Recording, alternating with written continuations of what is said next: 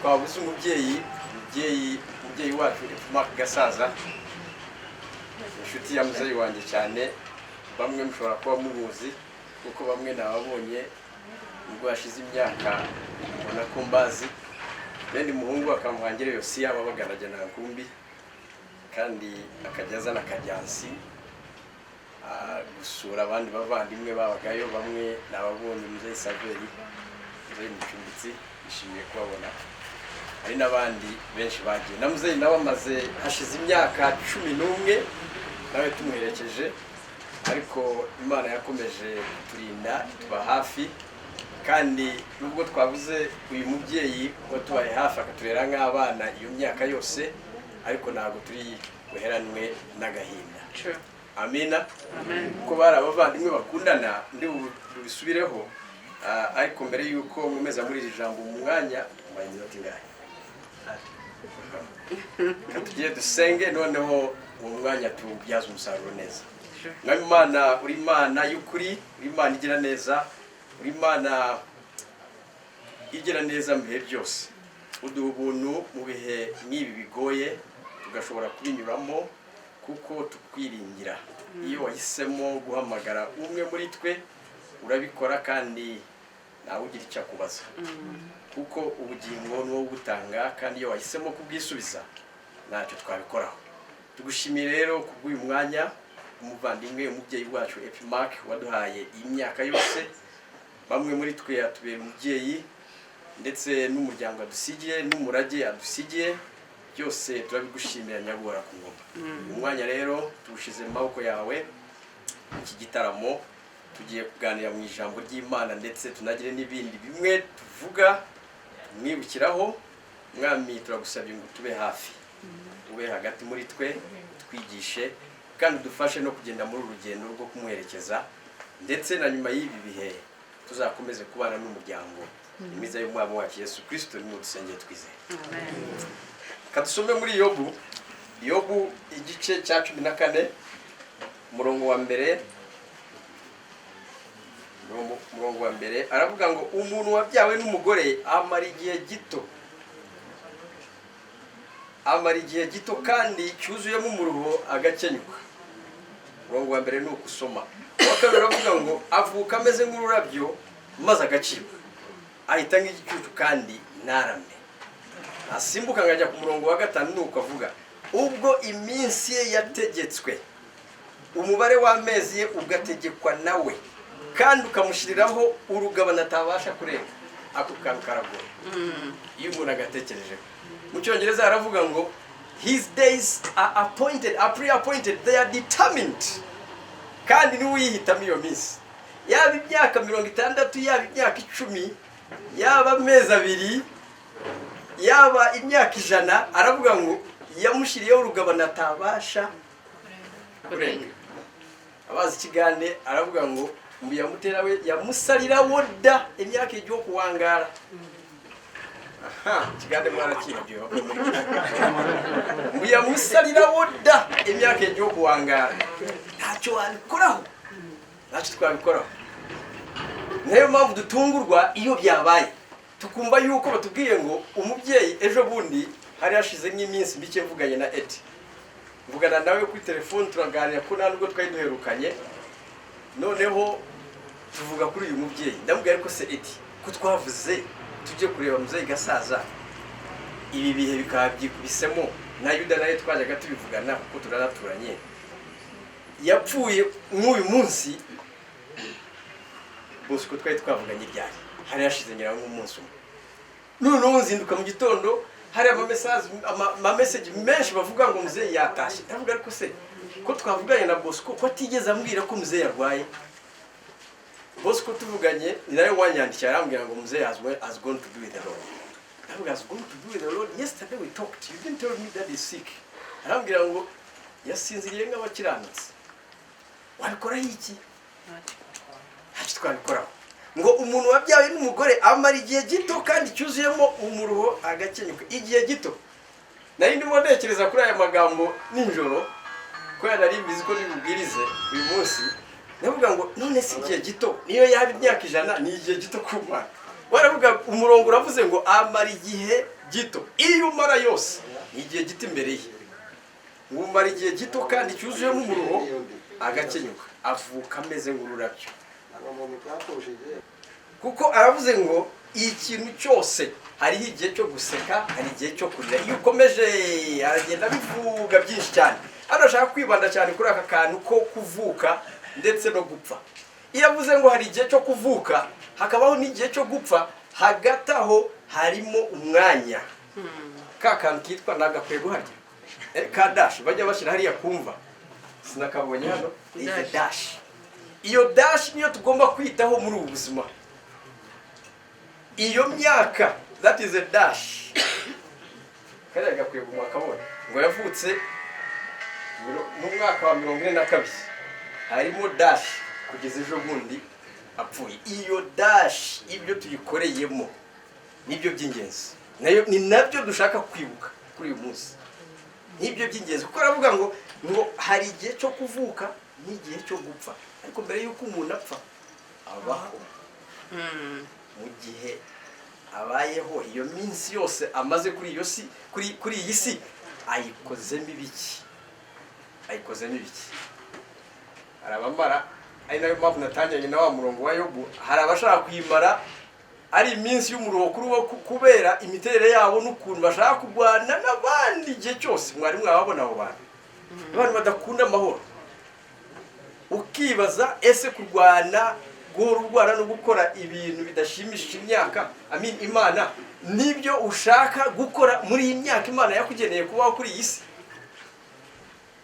Kugira neza, gukundana, kwita ku bantu Imana izanye mu buzima bwawe, nibyo bintu by'ingenzi Imana idusaba. Uyu mubyeyi rero ako ka dash yagakoresheje neza. Imyaka namumenye twari duturanye gutya ndajya nankumbi, rero niho navukiye.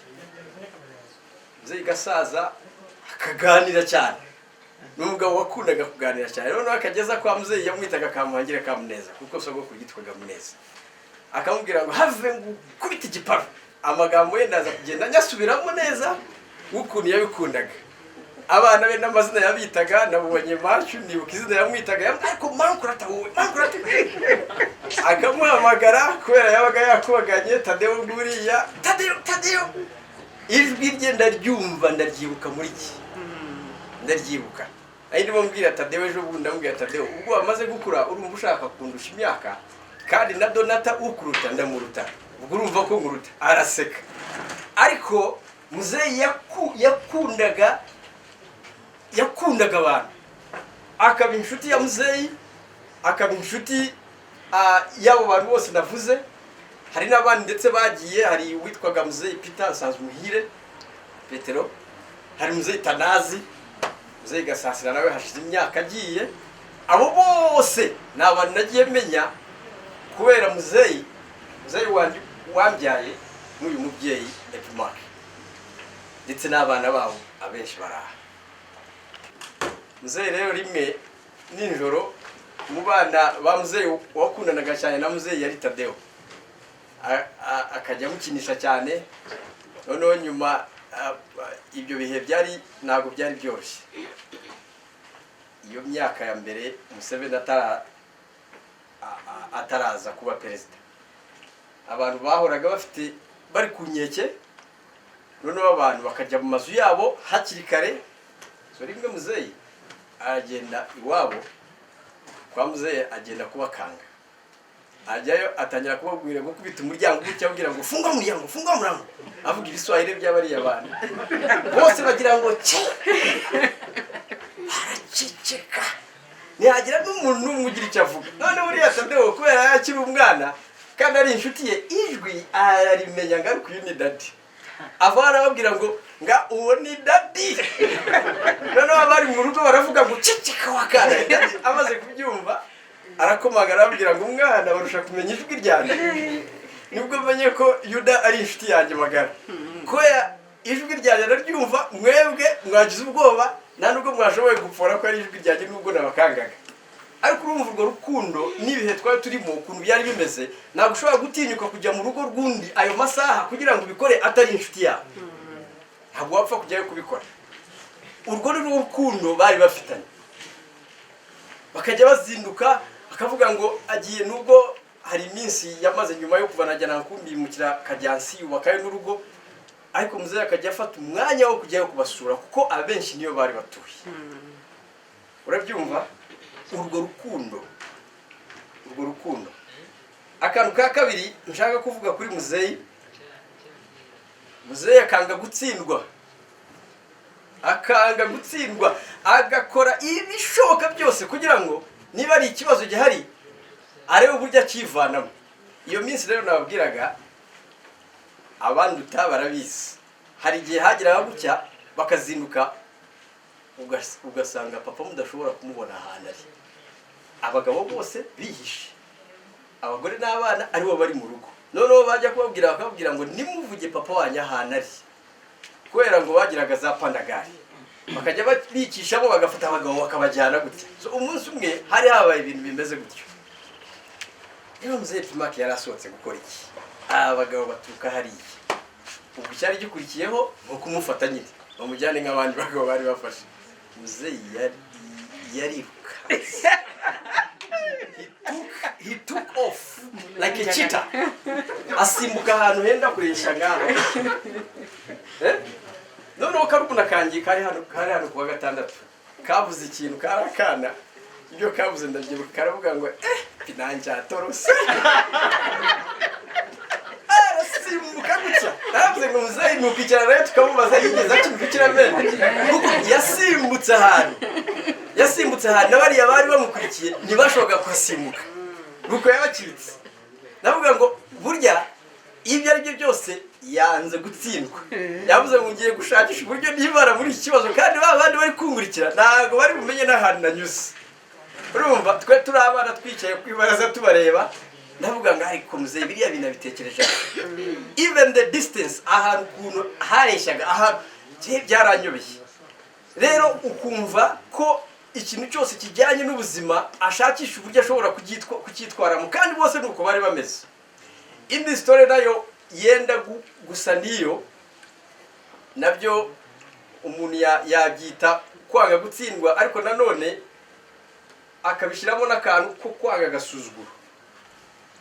Muzehe Epimake akanga agasuzuguro, ubwo bagiraga gutya bakava gukora amasaha ya nimugoroba bakanyarukira nk'ahantu gufata kamwe murabyumva, kajya gufata kamwe, noneho bakajya bagaruka. Ariko ubwo byumvikane yuko abenshi babaga biganje muri iyo group ni abagabo b'abagande. Bariya abagabo b'abagande bamwe rero bakajya babacokoza, bamwe bakajya babatuka babita uburaro, ubunyarwanda, ibintu nk'ibyo. So umunsi umwe hari umugabo bendaga kureshya, umugabo w'umugande nawe muremure munini yitwaga Semukwano niwe wabasererezaga cyane. Mama Dona aramwibuka. Semukwano akabaserereza ibintu nk'ibyo, kandi aho baba bagiye n'ingo zabo zendaga kwegerana. So nukuvuga ko bazanaga batashye. So umunsi umwe ntabwo ushobora kumenya, muzehe yaje afashe ku munwa gutya nk'umuntu wumiwe, yinjira mu rugo aravuga ngo ariko mwabana mwe uriya mushito wanjye Epimake azatuzanira. Ndavuga se byagenze bite ngo muzi binankoreye. Ndavuga muzehe yatubarira inkuru, arabwira ngo Epimake ngo Semukwano yahereye kare kandi amaze iminsi abidukora, ariko noneho tugeze ahantu tujya kuzamukira, kuko Semukwano yarakomezaga bo bamuzehe na Epimake akazamuka gutya. Aravuga ngo amupisa umutego, umugabo aramanuka yikubita hasi, narinzi ko apfuye. Ngo kuko ngo yageze arambwira ngo ariko kamuhange, reka iyi mbwa y'umugande reka nyereke Semukwano igihe yahereye. Ngo aramuterura amunyuza hano, ngo umugabo yikubita hasi. Muzehe yaje avuga ngo narinzi ko Semukwano apfuye. Ngo yikubise hasi ivumbi riratumuka.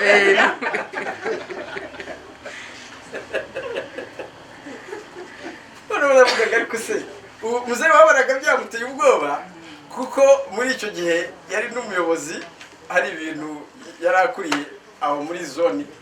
Noneho bikamugora, akavuga ariko se nka biriya bintu yabitekereje ati Epimake. Noneho bazamutse aramubwira ngo Epimake, abagande dutuyemo aravuga ngo nibagende izo mbwa ziba zatujije amahoro ubwo se mukwana agiye kubwira abandi batangire batwubahe nuko yamusubije agiye kubwira abandi batangire batwubahe baba batujije amahoro iminsi yose amaze agenda dutuka abanyarwanda se niwe uhaha iwanjye niwe ukora abana banjye niwe ubigisha abadushaka yiki se mukwano yagumye ari inshuti yabo ariko abagenderaho kure wa mugani bya nyimize yavuga ubona ko bubaha kuva icyo gihe kubera n'ukuntu umugabo yareshyaga n'ukuntu yanganaga n'isi yose ariko noneho muzehe yamara kubituganirira njye ngatangira kubitekereza mu mutima yavuga ariko se uriya mugabo ukuntu angana ukuntu bamunyujije hano akagira gutya ngo yamuteruye sinamenye n'ukuntu yamugize gutya ngo nagiye kubona arenga bita hasi nandi ikindi cyakurikiyeho arahaguruka arihanagura aragenda natwe turakomeza yagiye yimyoza ngo yagiye yimyoza yaza kuba ari nk'umusirikare yari kuba dukurikiye aturashe ariko ubwo ndumva byarangiye agasuzuguro akanga agasuzuguro kaya rero ibi bintu badusigiye done urabyumva kwanga agasuzuguro aho biri ngombwa guhagarara mu kuri aho biri ngombwa ukabikora niba ari ibintu byo kuvuga niba ari ibyo kuganiraho bikorwe kandi bibe akanga gutsindwa akanga agasuzuguro noneho ikindi kintu gishimishije nuko muri iyi myaka iriya dashi twavuze muri iyi myaka Imana yamuhaye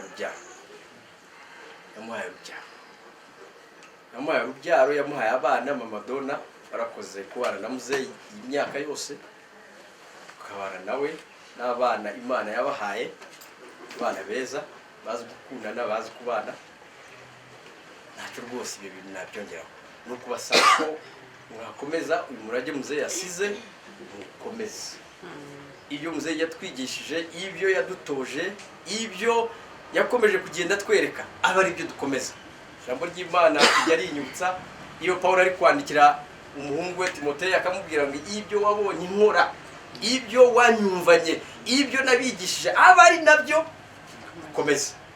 komeze gukora icyo. So these things are not new to us. Bara bose barize aba bantu sinzi ukuntu babikoraga ejo bundi hashize nk'icyumweru cyangwa ibyumweru bibiri tuganira n'abantu twiganye muri kaminuza baravuga ngo ariko ubuzima ko bugoye bapapa bacu ibintu babikoraga bate abana bose bakiga mukarya bakanubaka twebwe ko tubona bitangiye kutugora noneho umwe arabwira ngo ndabona mutangiye kuba ibigwari mw'abana mutazasebya ababyeyi banyu. But these people uncle Norman muzatubwira uburyo mwabikoraga but these are important things to understand. Urabona abana n'ukuntu yababyaye ariko abana bose bakiga bakabaho bakarya noneho nabuzukuru yagiye yababonye ikindi mumushakaho n'iki mureke yirukire mu mahoro aruhuke mu mahoro hanyuma ibyo yadusigiye ibyo yatwigishije dukomeze tubikore kandi tubikore neza. Haleluya, amen. tubigireho hakiri umwanya dufata umwanya mu bintu byambabaje nicyo nari no kuvugana nawe na Yuda noneho akagenda naganiriye nawe kandi noneho n'ikindi kintu nari no gutekerezaho ninjoro nakantu maze kwiga muri iyi minsi ngo iyo umaze rero gutekereza ku muntu ufite nambaye byibuze muhamagare kuko bimaze kumbaho kabiri mu kwezi kwa kane umushumba wandeze Kampala naramurose ndamurota yarimo kumva impano nyinshi cyane nyuma y'iminsi 3 ndabyuka mu gitondo bambwira ngo pastor wawe yagiye mu buriri ntabwo yabyutse ndavuga ngo iki ngo byarimo kunsezeraho iyo umuhamagara se tukavugana akora akantu navanye kuko bimaze kumbaho kabiri ndumva iryo somo narifasha byibuze umuntu muvugane nyuma yaho ushobora kumva ko mu cyongereza babyita comfort, you feel comforted. Ndavuga ko twavugana ngo nizo nzozi ntabwo nasobanukiwe icyo zari zivuze ntabwo nabisobanukiwe navuze si izo nzozi noneho nyuma y'iminsi 3 ngo arapfuye n'ukuntu apfuye nabyo ni ibintu bigoye ngo hari igihe cyo kuvuka igihe cyo gupfa mbere yuko tugera ku gihe cyo gupfa ni ibiki dukoze muri ubwo buzima duherekeza muzeyi umbyara was in 2010 ubwo twamushinguye hariya Ryantonde ariko noneho kubera yari umukuru w'umuryango abavandimwe bo byumvikane bari bahari benshi ariko abantu bavuye Kampala oh my goodness abantu bari benshi bamwe naherutse kuko twe twari tuvuye i Kigali bamwe bakakubona bakakwita amazina y'abaguna bawe urumva ndavuga iyi myaka yose ni imibanire ya muzeyi yatumye imibanire myiza ye niyo yatumye abo bantu baza kumushyingura ibyo nibyo bintu tubigiraho niyo nabwiraga Yuda ngavuga ngo na Bosco ndavuga uretse ibi bihi bitugoye nk'uyu mubyeyi gasaza yari guherekezwa n'abantu bangahe mu mwaka washize hari umuhango wo gushyingura nayoboye w'umukecuru wari ufite imyaka 104 none twagera Rusororo ngabona n'abantu kuno babuza kumanuka nyuma nababaye nabwo uyu mukecuru w'imyaka ufite n'ubuvivi yashingwe n'abantu 10 ibi bihe biratugoye Imana itabara biratugoye cyane ariko uko biri Imana nayo turashimira yuko ishoboye kuduha ni iminsi kuva muzeyi yatashe tukabona umwanya wo kuganira no kwibuka ibintu byinshi Imana yagiye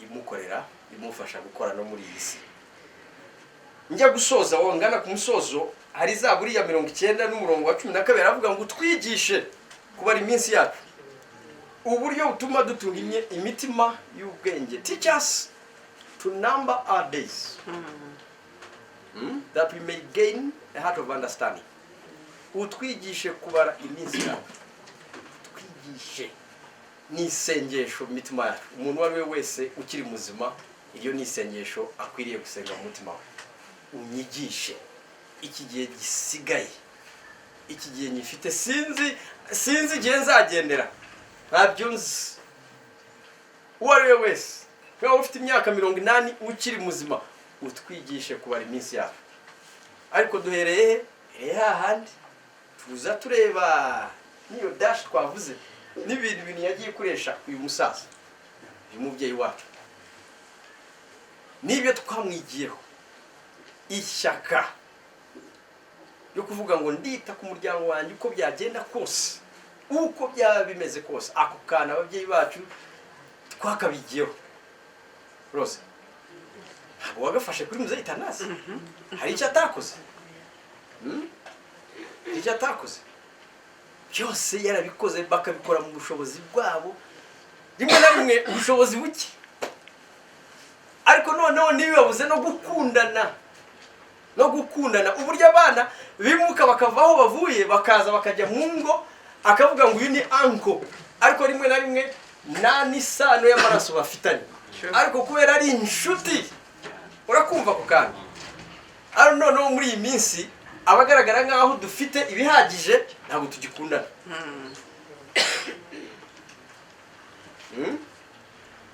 wewe wasanga ukavuga ngo ibintu byose washoboye kubona mu buzima bwa papa wawe cyangwa umubyeyi wawe ukabigereranya n'ibyo ufite yaba akazi n'uburyo kaguhemba na benefits zindi zose ufite ku kazi ibyo bigeze bagira they never had medical insurance we have medical insurance ariko hari umwana wigeze arwara ngo arembere mu rugo atagiye kwa muganga abikoraga bate rimwe na rimwe ukumva na mugenzi we kubera adahari akamubwira rero ureba biwanjye biteho hagize ikivuka akanyaruka akajyayo kubera yamubwiye ngo abiwanjye bamenye ngize uruzinduko nzagaruka nyuma y'iminsi 5 that is it ibyo nibyo bintu Imana idusaba utwigishe kubara iminsi yacu kuko cyane na ya minsi na ya twavuze ngo kuko Imana yamushiriyeho urugabano atabasha kurenga icyo gihe kigeze Imana kuza kugufata ngo utahe iguhamagare uyitabe abantu bazagira ibyo bavuga bizima atari bya biri yo gufundikirana bagira gutya ariko bavuga ibintu bashize amanga very bold bavuga ngo ibyo tuvuga twabihamya twanabisubiramo. Wari wajya mu nama hari nk'abantu bakurenganya umuntu akavuga ngo ibyo navuze nabisubiramo na hano nabahari, uwo muntu ibyo avuga babizi, aravuga ngo I have enough evidence, ibyo navugiye hariya ndabisubiramo hano, kubera yumva mu mutima we kintu kimushinja, aravuga ngo ntabwo ngiye kubivugira hirya mu bufefeko, ndabisubiramo hano abantu bose babyumva. May God help us to be the kind of people that these parents have raised. Amina. Imana idufashe, Imana idufashe tuzashobore kuba nkabo, binashobotse dukora ibirenze ibyo bashoboye gukora. So nsubiremo rero wa murongo wa mbere wa gatanu wavuze ngo mu gice cya 14 Yobu ubwo iminsi ye yategetswe, umubare w'amezi ye ugategekwa nawe, kandi ukamushyiriraho urugabano atabasha kurenga. There is a limit. There is a limit. Imyaka 80 yaba 70 yaba 100 is a limit. Ariko mbere yuko tugera kuri iyo limit, imyaka dutije, imyaka atwemereye kubaho kuri iyi si, tuyikoreshe kandi tuyikoresha neza, tuyibyaze umusaruro. Nitugera igihe cyo gutaha tuzagende abantu bishimye, abantu baserebura. Nari ndimo mvugana na Yuda ndamubwira ariko se muri iyi minsi yose tuzakora ikirori cya muzehe, use murumva byashoboka ngo tuzajye tuza gusa ngo tugume hano? No, that's impossible. Nibi bihe bitugoye, ndashimira Imana ko ibi bintu byashobotse. Mwakoze Eddie, ibi bintu kubishira mu buryo kugira ngo abantu bajye baza turamye, abantu habeho ibintu ijambo ribwiriza niyo ari iminota mike, abantu bagira igihe cyo gusangira amateka ya muzehe. Ejo tuzamuherekeze na nyuma yaho tuzareba uburyo dukomeza kuza kubana n'umuryango. Subire mu murongo wa nyuma kugira ngo Imana idufashe ujye ku mitima yacu. Psalms 90 verse 12. Zaburi ya 90 murongo wa 12 twigishe kubara iminsi yacu, uburyo butuma dutunga imitima y'ubwenge. Kadusenge.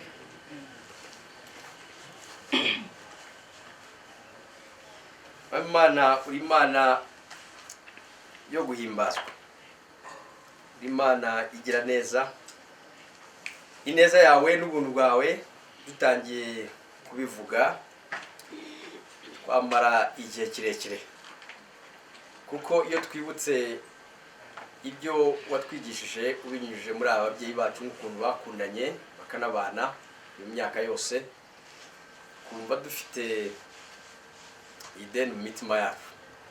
Twizeye yuko ibyo wabakoresheje kandi ibyo twabigiyeho, ibyo twabumvanye, ibyo badufashije gukora kandi bakabikora neza, natwe tuzakomeza kubishyira mu buryo, tukabishyira mu bikorwa kandi tukabahesha ishema.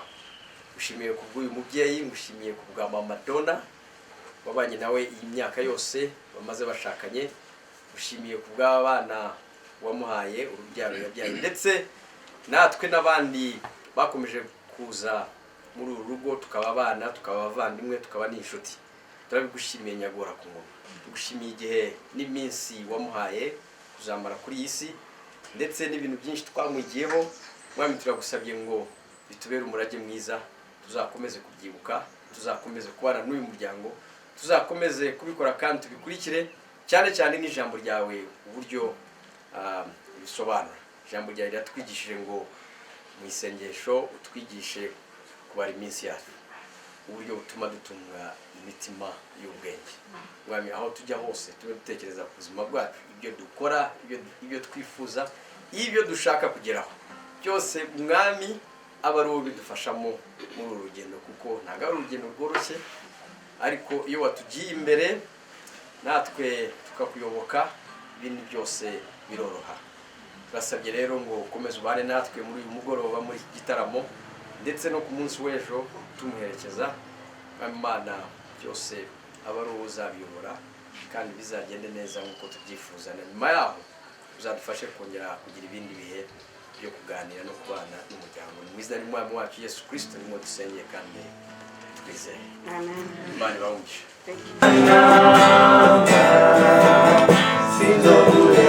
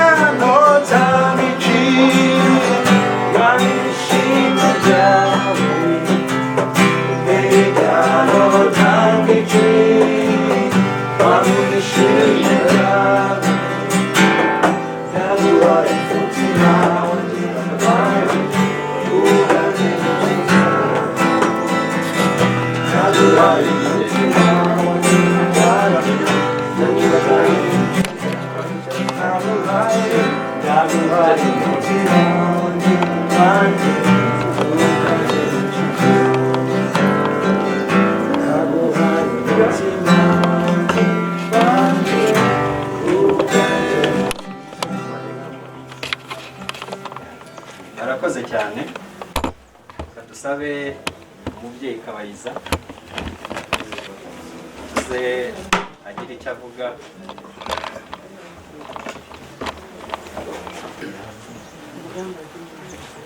Icyambere naheraho ni ugushima Imana kuko uburyo yakiyemo umutima wake ni uburyo bw'ubuhanga cyane. Yamucyuye igipfura kuko nawe yabanaga nayo, ariko akahaye umutima ukeye kuko yari amaze igihe ibyo yasabye Imana yarabibonye kandi yari mugejeje. Rero umutima wake twamenanye muri 73 atarashaka, nange nkiri Cyabutongo ariko gisobanutse. Ubwo kugeza igihe twamushyiriye acyabyibuka rwose, baza gusanga mushiki wanjye nari Cyabutongo kitagira ijambo ariko nari mpari. Ubwo turabana cyane, tuza gukorera hamwe, turafatanya mu kazi ako ariko kose. Bana muri shaje yabo Abanyarwanda twari mugira ngo twagira nko ku 8 cyangwa 10, ariko noneho tuza kuba abantu tutamenerwamo, tuza kuba abantu bashyize hamwe. Shaje yako ryari isoko rinini, ariko twarimo tugera ku 8 cyangwa 10, abatinyuka kudusuzugura, nta n'uwatinyuka kugira ngo atubwire nabi, kuko igihe cyose baraturebeka aho twicaye bakadutinya. Ariko ikintu nibukira Upimake cyane, yavugaga ibintu 2-3 akavuga ati wacu, akamera nka wa mugabo kenesi ugiye uziduka mu gitondo avuga ngo iby'iwacu, nuko yavuga kana atari kwiwacu. Bese icyo kintu kimubamo,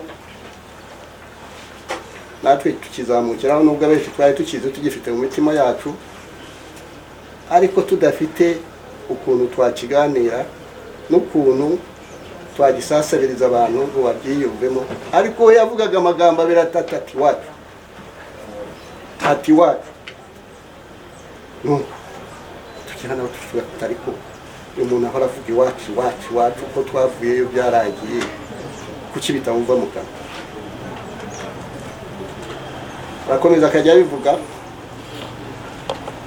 bituma aho twabaga twicaye abagade batadusuzugura. Nuko uriya mwana yabivuze, yangaga agasuzugura pe. Twari dufite abantu babiri, cyari siguri yari arabizi. Twari dufite umugabo witwaga Sarongo Apiyasi na Upimake, hariho n'undi mwana witwaga Viatori, wapfaga kuvuze ku Munyarwanda gusa, nta n'icyo wamuziho, ukabuhuye n'akaga rwose.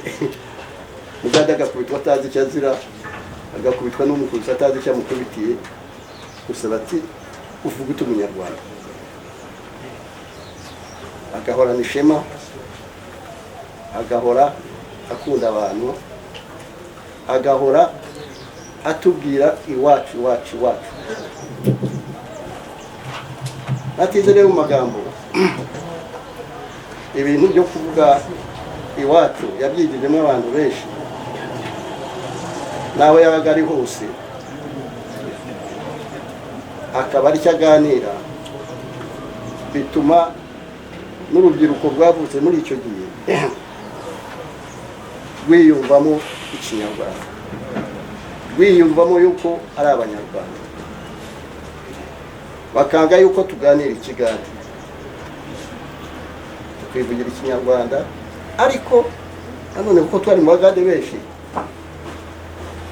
tukirwanaho kugira ngo tubarushe ingufu ko kutatubona nk'abanyarwanda kuko ahubwo batubone nk'abantu dusobanutse kurushaho. Ndacyabyibuka, sinatize, ni jyewe wa mbere waje kujya Kabare kudashakisha ibyo twacuruzaga. Muri abo banyarwanda bajya nko ku munani, ariko ndaza byari bigatuma nkabishaka nkabibona, nkagenda nkagabukira hafi n'u Rwanda. Bukeye mubwira ko nageze u Rwanda, nkaza u Rwanda nta cyangombwa afite, utazapfa Nyaroti, nkaza ibyo ushaka nkabibona, nkabigeza i Kampala. Ariko nabigejeje i Kampala nanjye nkajya hariya, gasaza akabyakira, bakuru bacu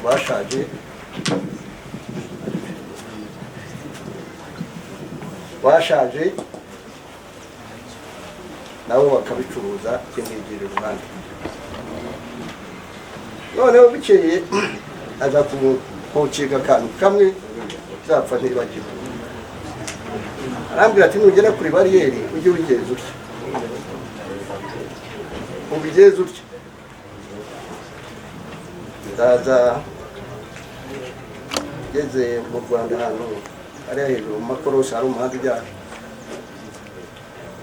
mu Mutara, mpasanga bariyeri, nkoresha ya mayeri ya Pimaki, bariyeri ndayitanga mu buryo ntazi. Ndaza tugeze hariya tugiye kwigira mu Gasiyata, mpasanga indi bariyeri, nkoresha bya bindi yanyigishije, ndabitambura nkora ku kimenyetso, ndavuga nti Imana isingizwe, Imana ituragire Pimaki, kuko haca itahacishwa na Pimaki. Ndagira ibyo nashaka gukora, ndaza muri Kigali ndabikora, tongera gataha. Yari afite ikintu gikunda abanyarwanda, yari afite ikintu gikunda iwabo, yari afite ikintu kiduhuza igihe cyose, akaduhuza cyangwa tukicara, utwicaye ugasanga tuba akagurupu k'abanyarwanda katagira udutwicaramo. Nyuma yaho yaje kunyigisha akandi kantu ko gushaka abakiriya. Iyo yafataga umukiriya, nubwo wazaga uri umugade umeze uti, ntibyakundaga habe na gato. Shakaga umukiriya tuzaye Pimaki n'ibintu byatunaniye kugurisha, n'abananiwe kugurisha, Pimaki akababigurisha, akamenya kugurisha tugira, akamenya gufata umugade yaba amufashe, yaba ari ubwoko ki, abandi tukagira uruhande. Noneho ugasanga turagurisha cyane cyane tubikura kuri we, ugasanga imirimo myinshi dukora turabyigira kuri we, nubwo atari we wari waradutanze aho, ariko yaturishaga ukuntu avuga, ukuntu yakira abakiriya, ukuntu afite impano ye mu maraso ye yo kwakira abakiriya no gucuruza. Nyuma tuza kumushingira, tumushingiye turushaho kubana, ubuvandimwe bwongera gukomera kurusha uko bwari bumeze. Nk'uko mbabwiye nti nari Cyarudongo, nta jambo ugira mu bantu bakuze, ariko we twarahuraga tukaganira, tukicara ahantu nk'abantu tukiri abasore, twicara tukaganira, akanganiriza cyane iby'u Rwanda cyane, akambwira ukuntu yahayoboye, akambwira uko u Rwanda hateye, akambwira n'imico yabo, njye ntayo nari nzi. Bukeye anyigisha Kigali ntayizi, anyigisha abavandimwe aho bari ntahazi. Ndacyabyibuka yabanje kuyobora umuhungu witwaga Minadabo, uriya aramuzi Cyarisi mu Gakinjiro, anyigisha yuko ninahagera ukuntu uzitwara nkabo bamenyekane ko ari ahajyana urutse. Minadabo yari afite resitora, anyigisha kurya nk'abantu b'i Rwanda ntabizi. Angata abantu b'i Rwanda ntabwo barya batya, bayorera rimwe agakwita mu kanwa nk'umwana mutoya, ati ibishoboye akabimira, ati ibishoboye akabitamo. Nuko ngo kwanyura kuri uwo musore witwa Minadabo, ndagenda mageze arebwaga n'abasore baturuka Ibyumba, twari dufite ukuntu banasinye zacu, ubu ntamenye ko twari uwaho. Minadabo abonye aragenda nyicaza nk'ahariya, ahita anzanira ibyo kurya. Ariko ikintu nawaje kureba niba badukuntu barya, njye ntashobora kuyora nyari umuceri n'ibirayi, kandi byose bijugunye isafari. Wasanga abantu batatu aho baririye ku meza cyangwa bane, ukaba wahakura ibindi byo bihagije abana babiri. Nagira kwiga abantu abantu ntawigeze amenya yuko hari umunyakigali, ukuyeho Minadabo wenyine muri resitora. Ibyo byose nabyigishijwe na muramu wanjye. Yari afite ibintu byinshi yagiye akora, kuko uriya mwana bivuze ntabwo yiyegerezaga abagade kereka amugurisha ibintu ngo bagirane ikiganiro. Yakundaga kwicara n'Abanyarwanda cyangwa akatwegeranya. Twari dufite undi musaza watwegeranyaga cyane, twakundaga no kwicara, witwaga Sidori, twese tukaba ariho duhurira. Ariko noneho iryo soko Shawuri yako riza gusa nkaho turifite nk'umugabane kuriyobora, kuko icyo gihe caguwa muri iryo soko Shawuri yako bari gufatanaga, basanga nk'abagufatanya igihanga cy'umuntu. Ariko napfaga kuyigezaho ku make akayicuruza, abo bakuru banjye n'abacyarisaba mu minota wayi mu cyumweru kimwe, twabanye turi abantu babiri batatu, bikaba birashize. Icyo mushimira rero cyane nuko yagize umurava wo gukunda iwacu. Igihe cyose agahora avuga iwacu, igihe cyose agahora avuga iwacu, n'abana aho bavukiye akavuga iwacu. Ndibuka ijambo twaherutse kuvugana rya nyuma tukiri mu mahanga, yigeze kumbwira ati ariko abana tubyaye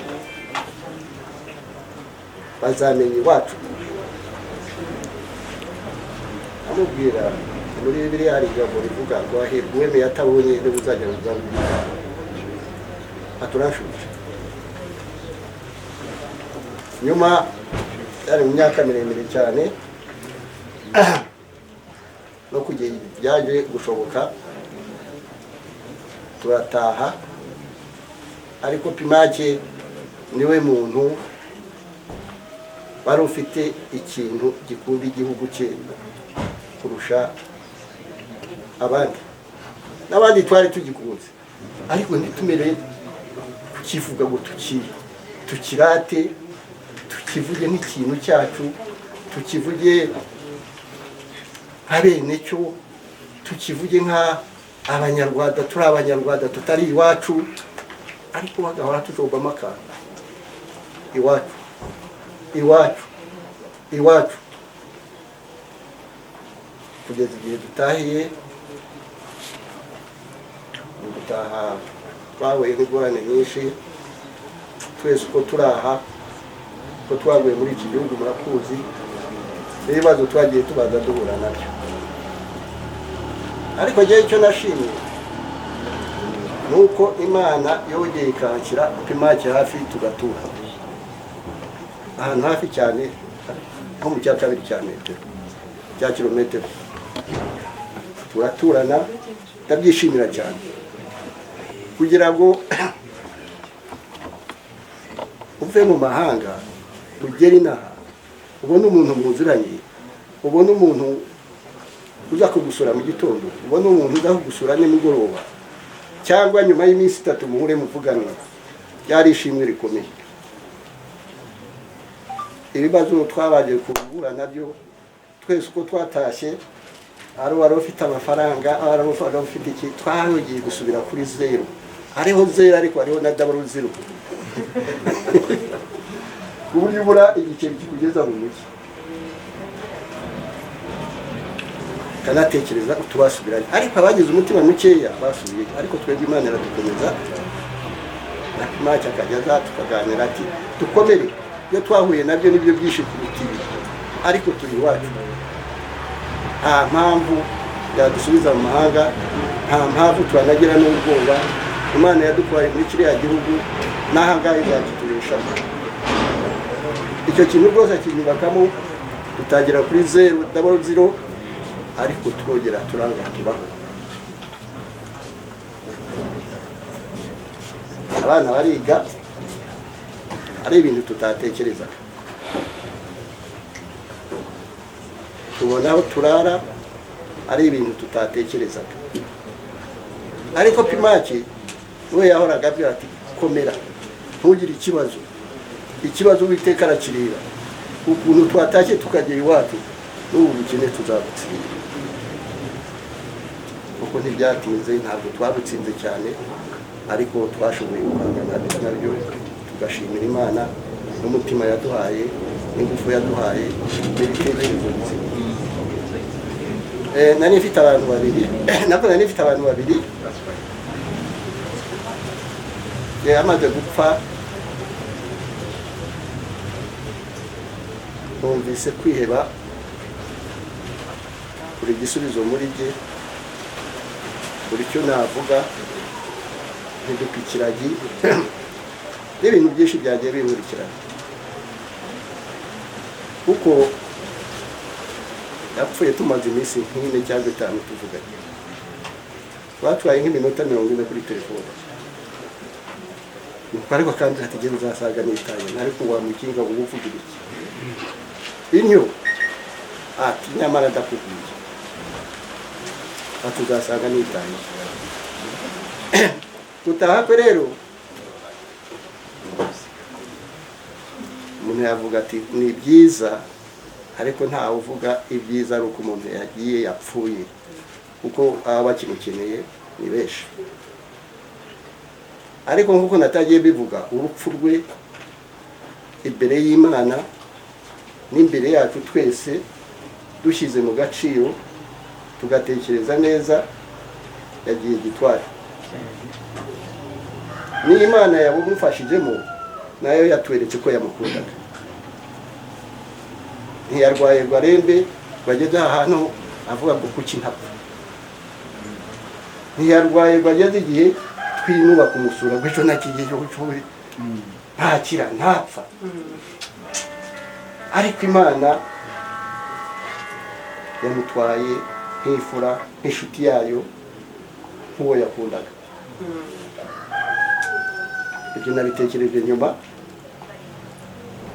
ntekereje ukuntu yapfuye, ntekereje n'abandi kugira umuryango wacu ukuntu bagiye bapfa tugeze n'aha, sanga Epimaki nubwo yagiye niwe wabarushije kugenda neza. Abandi barapfuye ntibamaraga igihe cy'umweru, ntawigeze amara ukwezi kararwaye, cyangwa icyumweru kimwe kikagenda. Ariko muzeyi wacu yagize igihe kirekire cyo kuganira n'Imana, agira igihe kirekire Imana iramusubiza ibyo yasabaga Imana arabibona. Kuko abwira ibyo by'amati, abana tubyaye bazamenya iwacu, nanjye numvaga ari inzozi. Ariko Uwiteka arahari. Nta kintu cyiza rero, kera Abanyarwanda baratukanaga, urakagwa igihugu gicuri. Ubwo igihugu gicuri ni ukugwa ahantu hatari iwanyu. none twebwe navuga ko ari umugisha kuri twe n'abadukomokaho bose kugira ngo tumwake kumushyingura iwacu kandi nawe agwa iwabo nk'uko yabisabaga ntashimire bite abo twasizeyo nibo benshi tutashoboye gucyura abo twasizeyo bashakaga iki gihugu bashakaga gusubira iwabo ntibabigereho si ukuvuga ko bari bahanze ariko ntibyabaye ko baza natwe n'umugabo nababwiraga ntari mbabwiye n'uwitwaga Yusufu Kayonga nibo bantu nari mfite babiri Kayonga n'abajya gupfa yakoraga muri Electrogaze nagiye iwe nka saa yine ndekura saa 11 we nawe icyumweru nticyaciye icyakora we mu bitaro amaze iminsi nk'ine ari ikinde ndavuga ni Kayonga aragiye ari gusigara gupima niwe twaganiraga ibintu bya kera ibyiza tukabifatira umurongo ibibi nabyo tukashakisha inzira yabikemura reko rwagiye ruhare navuga ko nabuze ukuboko kwage kw'iburyo shigaje imoso ndashobora kugira ikikora kuko niwe nagishaga inama niwe wangiraga inama niwe nicaraga tukaganira nkumva mu mutima ndanyuzwe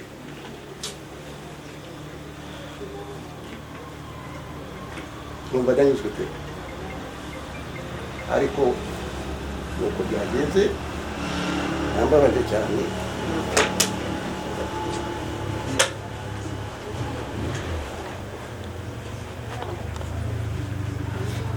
ntabwo navuga byinshi kuri we kuko biragoye kuri uyu munsi w'uyu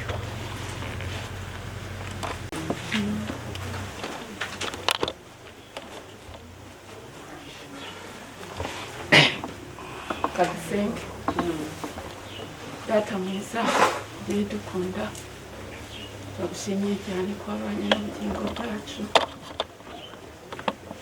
wemeye ko tugeza muri aka kanya tugihumeka icyubahiro kibi cyane tubane n'umuryango wa Gasaza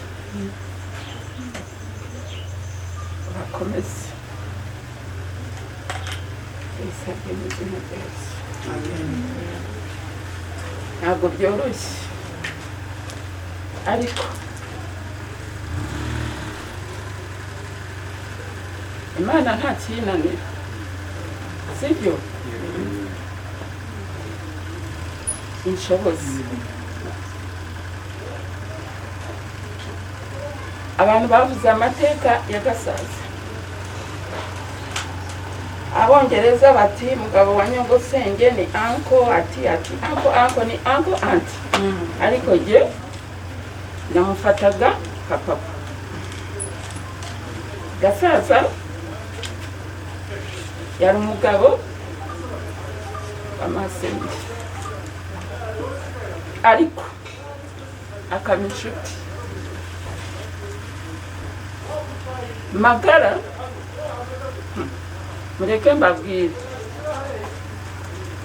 mujye muba inshuti z'ababyeyi banyu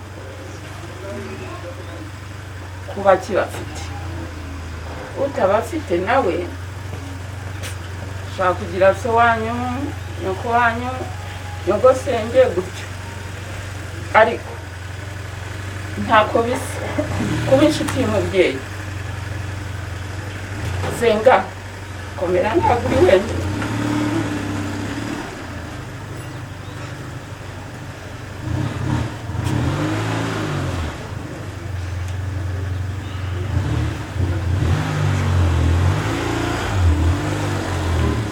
yakurebu izi ryawe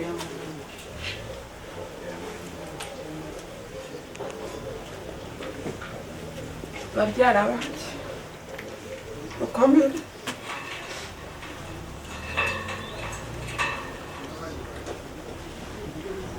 Gasaza najyaga ngira amahirwe yo kumusura na masenge tukaganira ariko akagira ubwuzu akagira igitwenge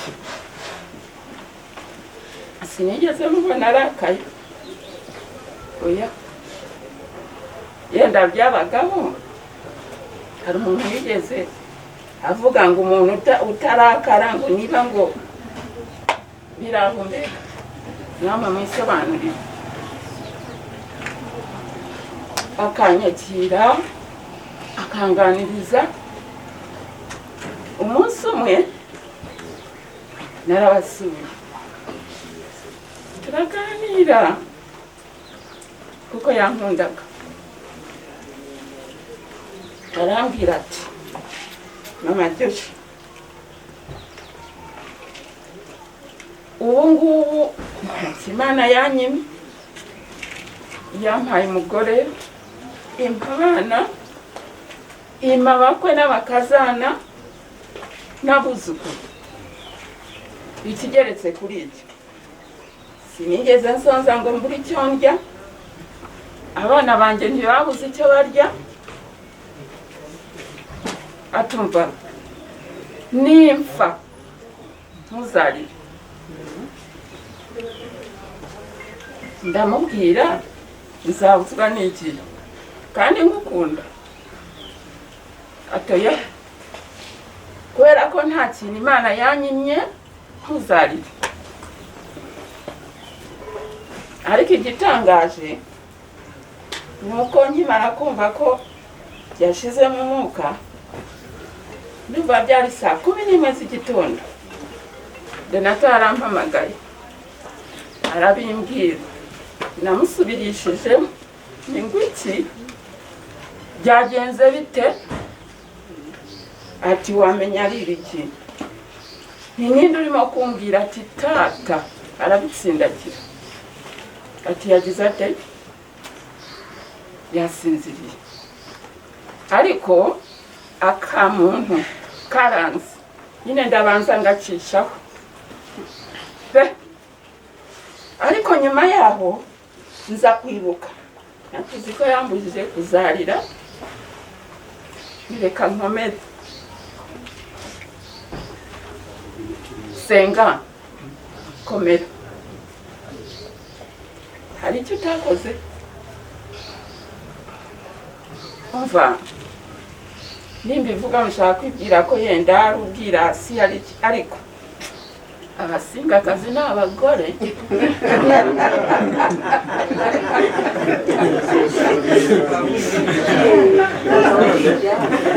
n'intwari murabyumva umva batanga keya ishoboka ntabwo ndimo gukora isoko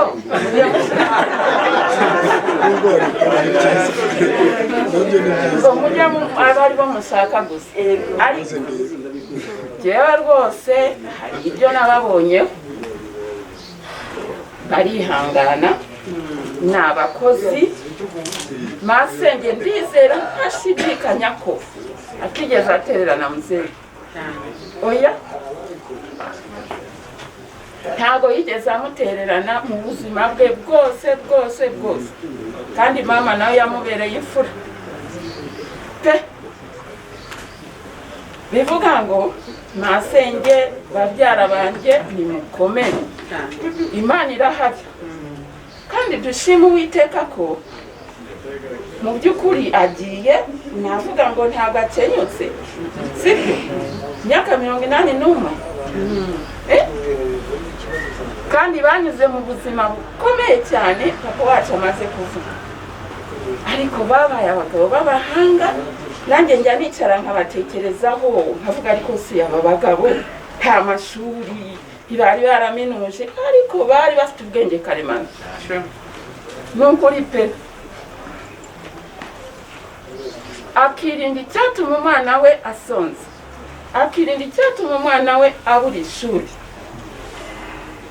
muzehe Gasaza yagiye kinyabupfura kandi yabisabye Uwiteka yabwiye masenge ati umurasi zakubishye ingera ubwo bashyira mu kagare banike bankuri oya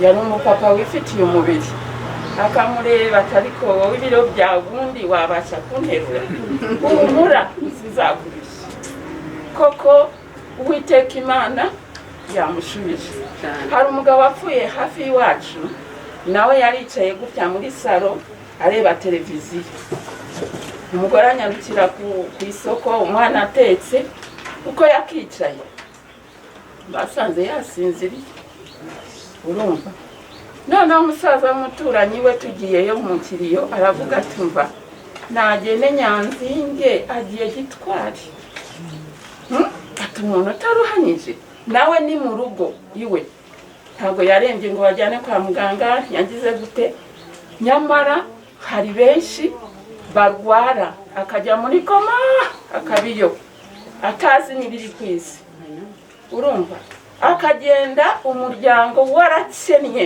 uburyo bishoboka bamuvuza kuki tutashima Imana umva reka ndekere ariko dukomeze dusenge Imana yacu ntabwo ijya idutererana izabana natwe igihe cyose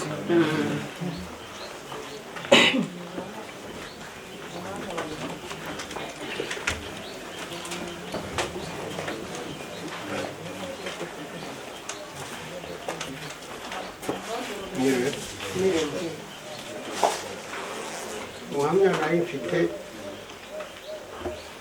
umusaza witwa ndetse mwake mwese benshi babivuze pasiteri yabivuze umusaza yabivuze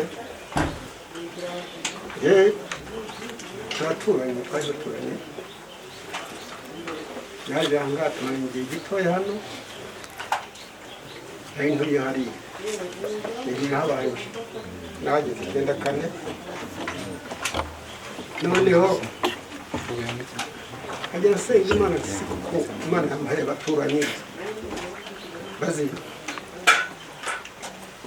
bukiri haza umutoni hano akaba imfura pe agira ati Imana yamutwara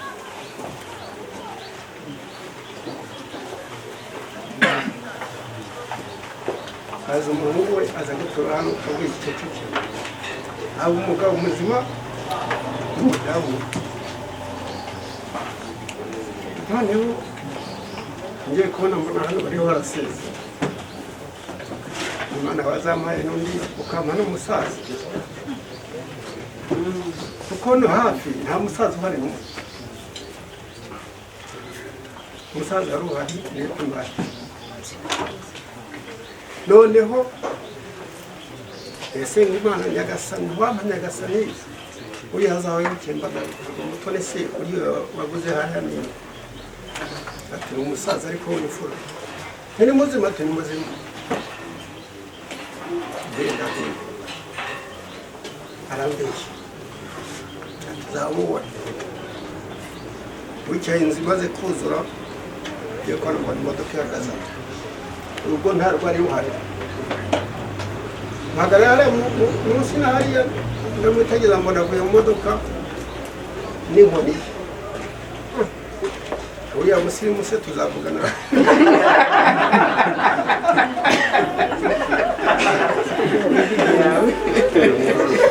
papa mutona zahari azi iwanjye abazi se uriya musaza n'imfura ati baretse tuzajyana ugiye papa mutona sinzi aho yagiye mbwira umukecuru we reka rero mubwire ngiye kujyayo ndebe uriya muntu ngezeyo najya ari saa 4 ariko nari mubwira ndahita natashye nimugoroba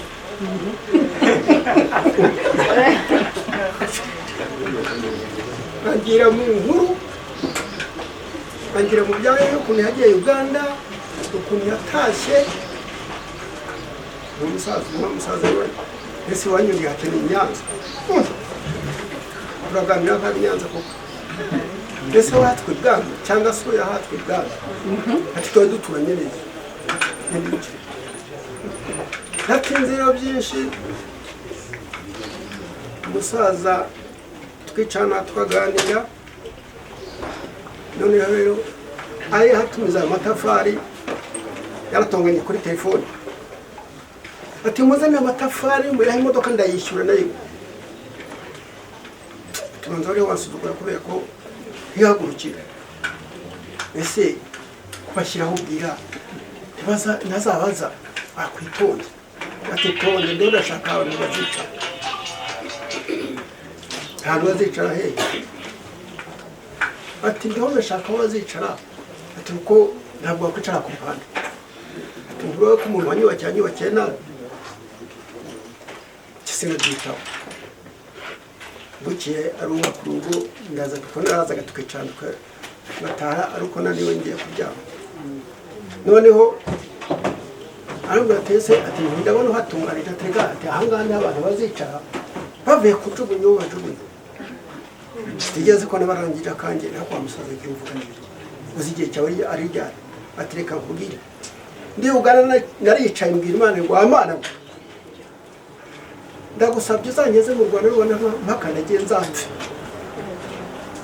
atari ko sinzagwe mu mahanga ati none yarangiye icyo ushaka kindi n'iki ase urashaka n'icyo nasoro ufite umuntu avuga gute ati reka mubwegewe ntabwo ufite ati kandi nasezeranye isaha n'isaha nagenda ati nyamara jyewe ati nahangire nta kibazo ese wa musaza we ibyo bintu uhoramo ni ati nyamara uzabibona vuba kandi gusa yavuze byinshi numvise byinshi babivuze ikintu cya mbere cyambabaje nuko muri iyi minsi nari maze iminsi ndwaye ntabashije kuganira nabo byibura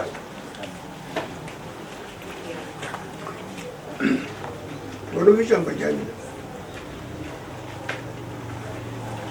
nararyamye nijoro bujya gucya numva imbwa yiwangira mutse ndasohoka sohotse numva abantu hano bahindutse ukuntu kuko ndi hariya numvaga umuntu avugira hano yagira ngo umucaci wanjye reka urabizi hano hari ndumva hari ikibazo reka nambara njye ati njyewe ugiye muri iri joro kujya gukora iki nyamara ngiyeyo ese urumva numvise abantu barira ati reka reka hashize akanya njye kureba umugore umutonera amabere ati rega ati upima cye yitabye Imana to bicecekaho ati nyamara niko byagenze ubwo rero nambaye umukecuru twisiga nze tujyane hari nijoro manuko umusaza rero araruhutse yari imfura iteye ubwoba yari imfura ikomeye kandi koko imfura zigenda kuri nimuzirwe mubaza imfura zigenda kuri ntabwo imfura itera imigeri ntisaza imigeri ndagira ngo mbabwire ko nta byinshi mfite kuvuga ko numvise byose babivuze gusa ibyago ngize ibya mbere ni ukubura umuturage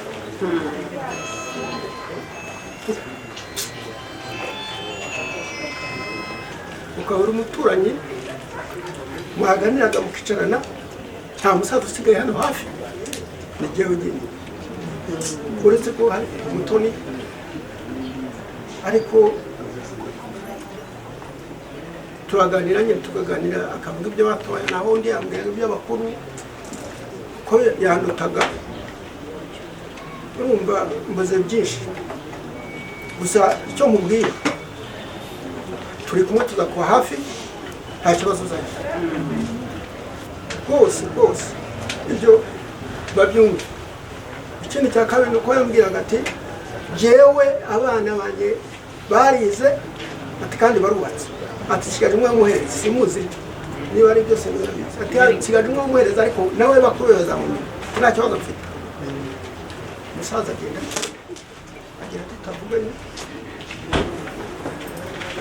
mbura umuturanyi ariko ntacyo natwe tuzamusangayo murakoze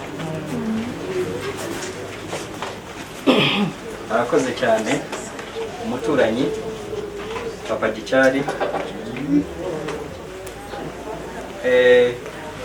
kugira ngo tumaneginge neza umwanya dufite. Ubuhamya ni bwinshi, ariko abana na mama bo babikoze mu buryo barabirekodinze, bikorwa mu buryo bwa documentary. So mu kanya tugiye gukurikira documentary ikubiyemo ubwo buhamya bwose, ariko mbere y'ibyo turaza kumva ijambo ry'umwe mu bana, Jude. Abana na Senga bifuje kubashimira uburyo mwakomeje kubaba hafi. So Jude turamuha umwanya kugira ngo ubwo butumwa bubagezeho, ariko mbere y'ibyo nifuzaga yuko nabagezaho gahunda y'ejo ukuntu iteye. Ejo saa 12 za mu gitondo, iherezo rya Dawidi ni iherezo aho Imana ivuga ngo umugaragu yishimira. Ariko urebye ubuzima bwa Dawidi mbere, nta muntu wari kwemera yuko uwo muntu yagira iherezo nk'iryo Dawidi yagize. Muzehe ubuzima yabayemo ntabwo yabaye intungane right from the start to the end. Nk'umuntu yakoze amakosa ayo twese dukora, agirirwa ubuntu bwaho Imana yamuhishuriye yuko nyuma y'amakosa yakoze nk'umuntu atagomba kudefininga his destiny cyangwa se iherezo rye. Agira umwanya wo kureba ubuzima yanyuzemo, avuga amakosa yakoze imbere, ayabwira abana be, asaba imbabazi Imana.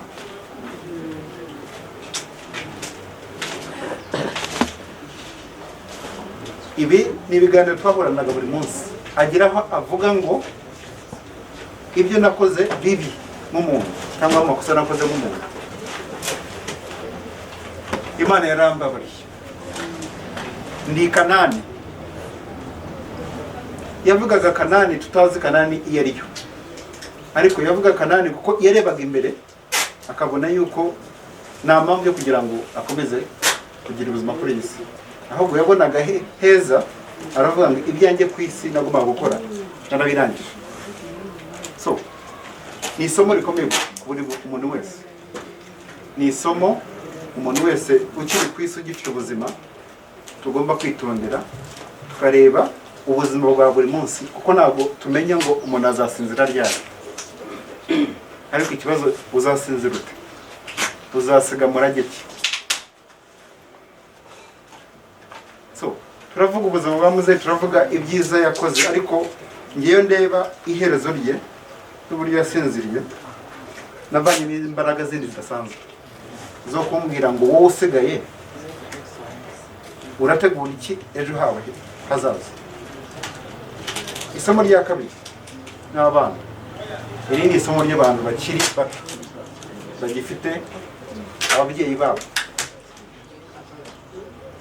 Please,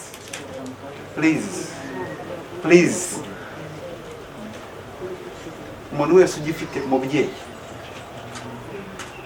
if you can do anything,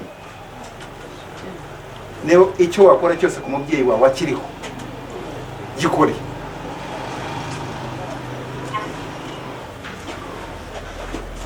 Ko bari kumuhamagara ku telefone, muhamagare, kuko igihe kizagira aho wifuza ko umuhamagara umuburi.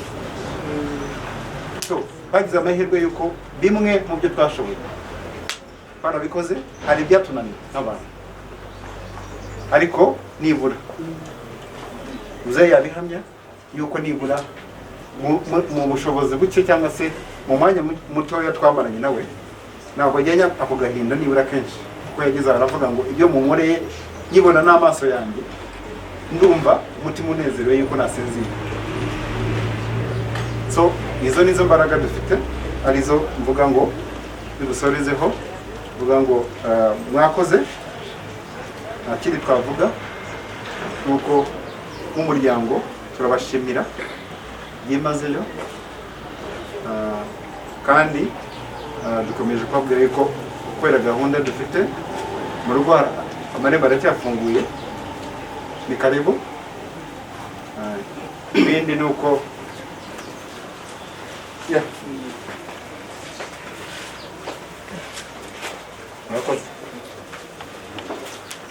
arakoze Jude.